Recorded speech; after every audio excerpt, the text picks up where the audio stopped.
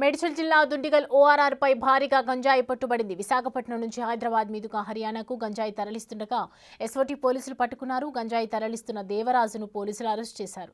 అతని వద్ద నుంచి 120 కేజీల గంజాయి, ఒక కారు, మొబైల్ను సీజ్ చేశారు. పరారీలో ఉన్న మరో ముగ్గురి కోసం పోలీసులు గాలిస్తున్నారు.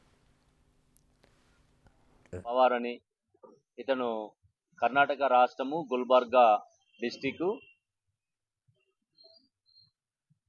మడ్బోల్ తండా అని చెప్పేసి అతని నేటివ్ ప్లేసు.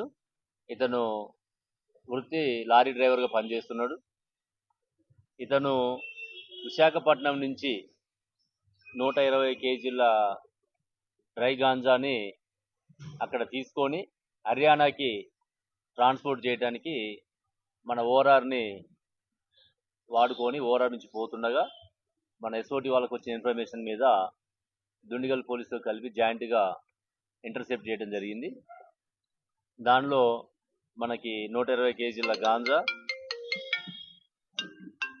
ఒక టాటా నెక్సాన్ వెహికల్, ఒక మొబైల్ ఫోను రికవర్ చేయడం జరిగింది. ఈ వెహికల్ కూడా కొత్త ఎంఓ వీళ్ళు ఇంతకుముందు ఏంటంటే మన వెహికల్ తీసుకపోతే ప్రాబ్లం అవుతుందని చెప్పేసి ఈసారి డైరెక్ట్గా అక్కడే సపరేట్గా ఎంగేజ్ చేసుకోవడం జరుగుతుంది. ఇక ట్యాక్సీ లాగా